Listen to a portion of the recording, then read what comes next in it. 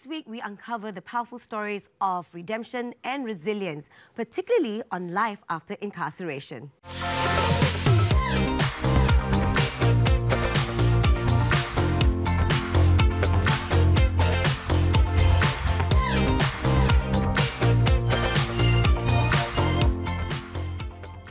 Hello and Assalamualaikum. Welcome to another episode of Women Talk with me, your host, Sazzy Falak.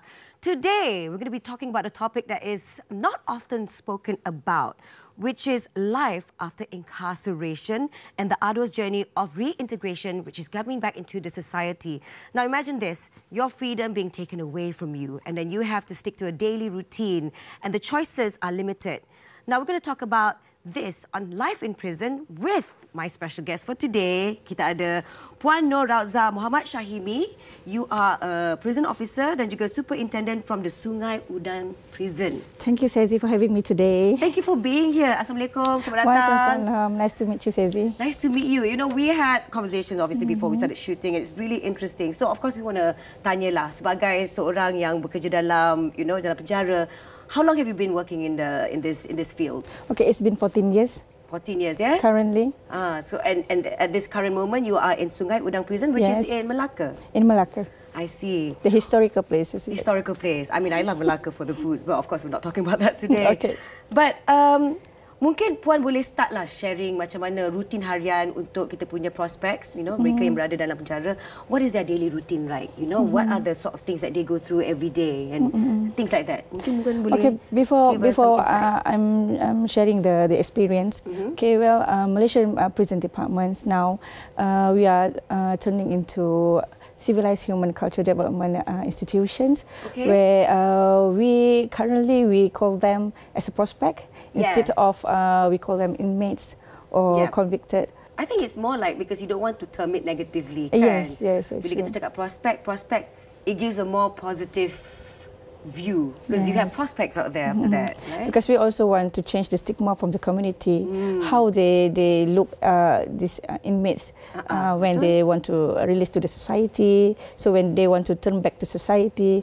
So by behaving them as a prospect, so we also want to train them and to return them back to society with successful story and also with education. And I love that. I love that you're talking about that. Sebab, when it comes to being punished or, or what these prospects go through, everybody makes mistakes. Yes. Semua orang buat kesilapan. Tapi it's about giving them second chances. And I think that's why we have you here today. Yes. So instead of previously, we use regimental. So when people make mistakes, being in custody, we punish them to instill the discipline.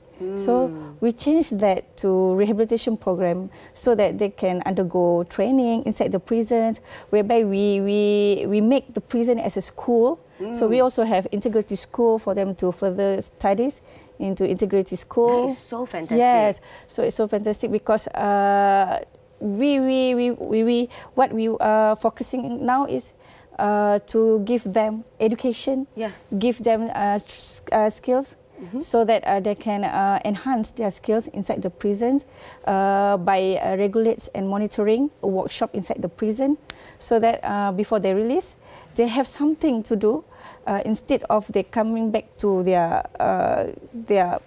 case before they enter to the prison. It's a very refreshing story because, normally you hear people in prison and I think the mindset that people have adalah they are constantly being punished or something like that. Tapi actually sebenarnya bila mereka masuk dalam penjara ni, it's giving them a second chance at life as well. So we're going to go for a short break, but before that I think we're going to throw to a video. We have an interview with a former prospect who has successfully reintegrated back into society. So our team went for this special interview to hear about the challenges that she's faced, the support that she's received and the lessons that she's learned during this transition. So we're going to leave you with this video before we go for a break. A journey of redemption. In a recent visit to the Hulu Langgan District Parole and Community Services Office, Women Talk met with 44-year-old Nur Azlina Mahaza, a shining example of finding success and second chances. Mula-mula takut, kita tak biasa nak bekerja. Tapi alhamdulillah, Perlu dia bagi sokongan, boleh kerja. Dia bagi tunjuk ajar macam mana kita nak sesuaikan diri dengan masyarakat. sebelum ni saya tak ada keyakinan diri tau. Tapi bila saya dah belajar benda-benda macam tu, ustazah ada ajar macam-macam dengan saya, nasihat, bagi sokongan saya dapat perbaiki diri saya. Daripada tak tahu mengaji sampai saya boleh mengaji, saya boleh ikut penjara, wakil penjara pergi mengaji. Once dealt with 5 years imprisonment, Nur Azlina has now made remarkable strides in her personal development. She applies the rehabilitation lessons learned into her everyday life, marking her determination to rebuild her future. Disiplin dekat penjara ni memang ketat lah. Kita ada time dia, waktu dia, sharp dia, tak boleh lambat. Jadi benda tu saya terbiasa sampai dekat luar. Kalau kata masuk kerja 7.55, sebelum 7.55 tu dah kena ada. Kalau saya langgar benda tu, saya rasa macam, boleh ke? Jadi benda tu kekal sampai sekarang. Saya sangat mengharapkan sokongan dan kata-kata semangat daripada seluruh masyarakat untuk memberi kepercayaan, peluang kedua kepada orang-orang macam kami, supaya kami boleh bertahan, boleh berubah dan kami boleh cuba buat yang terbaik. InsyaAllah. Dia dekat situ lah. Hang terjadi orang downfall, hang leader okey tu untuk hang grab benda tu. Kalau hang, hanya Allah je yang dapat balas jasa baik, terutamanya mak saya. Mak saya dia terima saya. Walaupun saya dah banyak kali keluar masuk penjara kan. Tapi dia still lagi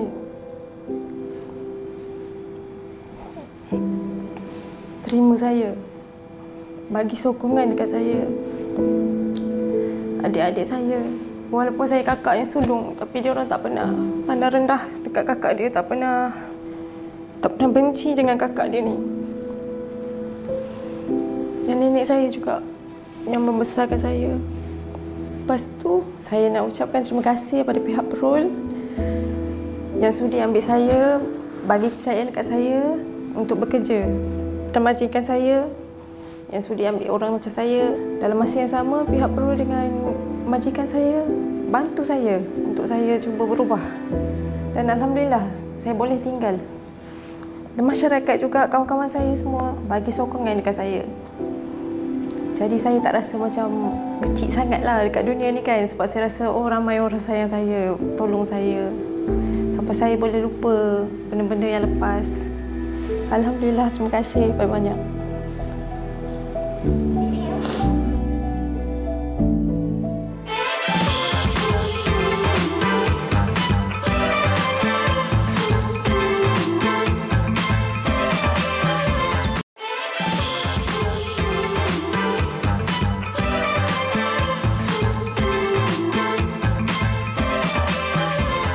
Welcome back to Women Talk. We are talking about life after incarceration. So, we were talking just now, right, Puan Rauza, yang when it comes to the inmates, not inmates lah, we call them prospects because it's a better term, it's more positively looked at. Yes. Bila mereka berada di dalam penjara ni, it's beautiful that you talk about that they receive education, yes, integrity courses, because bukan saja bila mereka masuk, they are being punished. Yes, they're being punished for the mistakes that they did, but whilst they are in there, they go through all these programs and initiatives. Mungkin Puan boleh cerita sikit tentang program-program yang ada dan initiatives yang diberikan untuk mereka supaya they can successfully integrate back into the society. Okay, well, basically, if we treated them like criminals, so they become criminal one day, right?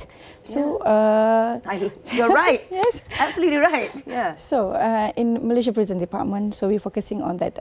What I said just now, rehab program for them. So, starting back in 2002. Malaysia Prison Department regulates one module. We call that Human Development Program. So during admission, we will interview them. So we will determine based on their profile, so what program suitable for them. So actually, basically, the Human Development Program consists of 4 main stages. Okay. The first one is orientation. Orientation. The second, more on spiritual and moral education. So third one, more on academic and also training. And the last one, pre-release stage. So during all these 4 stages, so all the prospects will learn how to manage themselves. So the routine every day, when you woke up, what you have to do, then you go to class. After the class, you take food. So the food also based on the diet prescribed by our Ministry of Health. That's amazing. Yes. That's good, because you know what, food is a huge chunk of your health. Yes. You know, plays a huge part of your health. Anyway, yes. So then we also at this stage, we have psychologists to counter any problems from the prospects. Yes, for sure, when they came in, so they are shocked. While, oh, this is life in prison. So what will happen next? So like I said just now, if we treat them like criminals, so they also will be aggressive. Because words are powerful. If you say you're stupid, that person's going to believe that they're stupid. You know, it's how you, it's that play of words. You're right. If you treat them like criminals, then therefore they're going to feel like criminals. When it comes to the sort of soft skills, you know, what do they learn? What are the programs that are, you know, tersedia untuk mereka? Okay, that's why in these 4 stages, we have 1 and 2 and 3 and 4 stages to make sure that well, in Malaysia Prison Department, we compulsory for them to get involved. Yeah. Everyone will not left behind. Yeah. So in these stages, we give them the academic module so that they can learn their soft skills, so they can unleash their confidence inside the prison. Even though they are prisoners, so that's why we call them prospect, so that they can get involved into this program effectively. Also can build their skills, not only soft skills but also hard skills during the 3rd stages in the workshop. Because in prison we have so many workshops. In food industry we have pastry. That's good. So they learn all these soft skills and they can do something when they are reintegrated back into the society. Yes. I like that you said that you have psychologists as well, because I think in terms of physical and mental well-being, it is super important to touch that whilst they are in there, because I believe, like I said earlier, we were talking about it, that you know, people make mistakes and sometimes they get punished harshly, and then but by going into prison, it's not necessarily just punishment. It's about, hey, you know, there must have been something that was not working in terms of their mental well-being that has caused them to make those mistakes and landed them in penjara. So by providing that, I think that is just for us is the key feature. The key features is education and vocational training. Okay, boleh tak diorang buat keputusan dan merangka pelan pemulihan mereka sendiri? Okay, through this human development program, we effectively get involved with this all the prospect. So we have a program that give them free supervision from the group members. Okay, we call. So they support one another. Yeah, they support one another. Such as we have therapeutic community. We also have. Sorry, what was it, the first one? A therapeutic community. Okay. For the drug abuse. Okay, so they will sit in a group. So they will be head of the groups, so that they can arrange the routine during the programs. And these are the prospects. So you give them that sense of leadership. It gives them that, you know, that tanggungjawab lah, that responsibility. How to command, how to solve problems. So if they make mistake, what they have to do, and so on. Okay, when we get back, I want to talk about, you know, how is it like when you want to get them reintegrated back into society, like housing and jobs and everything. So we're going to touch on that. We're going to go for a break first though. We'll be right back.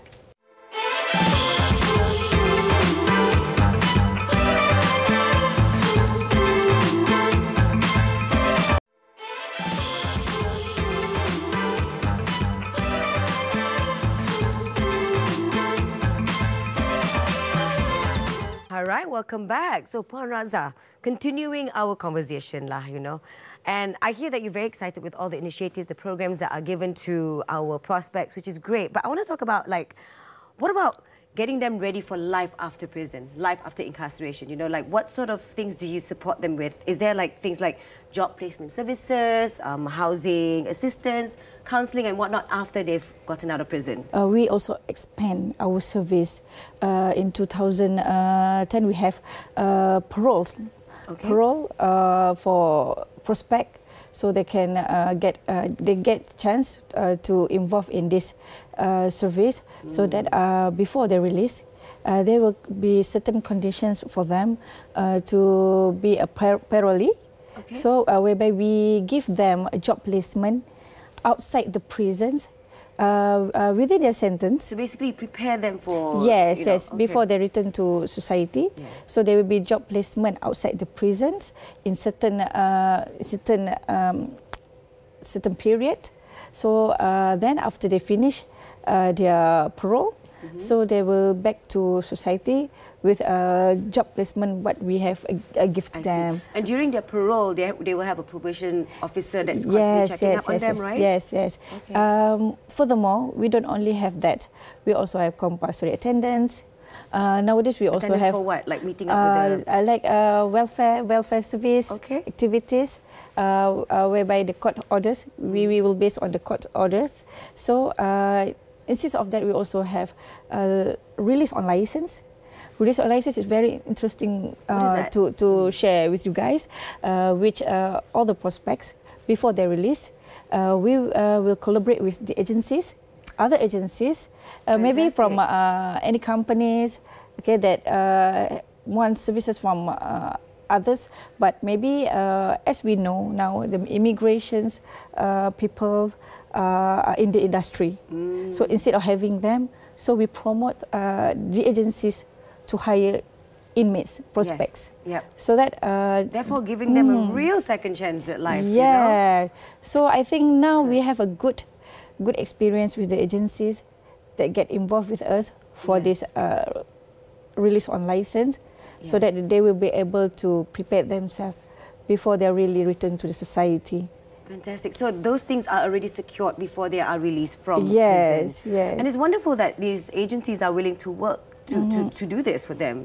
Have they been very, very positive in terms of welcoming this sort of thing? Yes. Besides that also, as you heard in newspaper or in media, we just launched the implementation collaboration with SOCSO also. Okay. Social security organizations that they will identify eligible prospect, so they will verify the identifications. So through the portal, so they will categorize these prospects for the job placement. Yeah, that's good, because it gives them that security as well. Yes. Right? What about like housing assistance? You know, sometimes I think you were sharing with me just now earlier before we started shooting, like some of them, they don't have families to go back to. Yes. Most of the agencies, they give place for them. Nice. Yes. Okay. So instead of they come back to their families, but most of them, ramai yang tak ada family untuk they turn back. Pula, kan? So when they no family to turn back, so of course the recidivist rate will increase. Yeah. So to reduce this rate, so that's why we collaborate with these agencies to help us to give them employment. Yes. Not only employment, but also place to stay. This gives them hope. Yes. You know, hope at, again, another chance in life, and it gives them hope that, you know, something good can come out from me this time, katakan. Okay, so before we go, we've unfortunately come to the end of the show, and it's just been so wonderful hearing these positive stories about life after incarceration. Mungkin sebelum kita pergi, Puan Raza boleh cerita sikit apa yang Puan Raza harap, you know, for improvements for our prospects in the future. Okay, as we know that this prison institution is not only to punish them, okay, because the court have give them order for life in custody. So what we hope that the acceptance, the awareness from the communities, to make sure that these prospects will return to society and bring them a new life after the imprisonment. That is so important, because a lot of times people pandang serong ataupun they have a certain stigma when they meet someone that's been out of prison. It's not, sometimes you just make a mistake, because people make mistakes. So I think it's very important for us, society, to give them that chance, that space, that non-judgmental, warm acceptance when they do come back to society. And if they feel accepted, then they are going to be comfortable, and inshallah, they will, you know, create a better life for them. Thank you so much for sharing with us, and thank you so much for watching Women Talk till the end. Don't forget to leave any comments on our social media pages, especially Women Talk TV3 on Instagram. That's a wrap for Season 5 of Women Talk. Your support means the world to us. A huge thanks to our amazing guests and hardworking crew. Until next time, I'm Sazzy Falak, and thank you for watching. Playing a vinyl album, you know, which was fun, you know, listen. Yeah. We've seen Y2K come back, and we've seen these trends come back. And if you go and ask your parents, what do you have in your closet from when you were younger? They've got real Y2K hiding in there somewhere. Yeah. Do I want to be a PA forever? No. What Time can for I an do upgrade. next? Yes. It was 1999. I'm not going to reveal my age. Just Google. I like your fashion sense right now. Oh, thank you. I'm dressed by Love the Showbiz. colour. Thank you for giving me that opportunity to say that. Thank you. So welcome to the show. So don't mess with you lah, katakan. In short. Working out is something we do so that we stay fit, so we can fit into the clothes nicely, which is, yes, a really... it's part of it. It's part of it and a really great bonus. If you take 100 hours, we can do it in 10 hours because we are more productive than you. We have so much to do. I was proud of myself. I am proud of myself. I am proud of you. What barriers? We have no barriers. Betul tak? No barriers, no ceiling, glass ceiling. No glass ceiling. Yes, Right. we have shattered everything. She's like so loud and like, you know, like She still she talk non-stop and just like send her to like an audition. I feel all businessy, padahal they are the businessy people. How much? Aku macam, Collaborations are a must. It's not a nice or a must-have. It's key. It's essential. it's essential. It's always good to come early so that we can assess you and tell you, okay, you're good. And you're young, you still got time. Just be brave and come to the clinic. You only and, will know when you see an expert Get or a doctor. doctor's advice. You know, the saying goes, right? It's always like it takes a village to raise your kids. It really, really, really does. It's not easy to do it on your own, and it's okay. Among all the other parents, and they were the oldest. I'm sure the audience agree with me that we've not heard enough. Well, unfortunately, we have to end the show. So thank you so much to the audience for watching.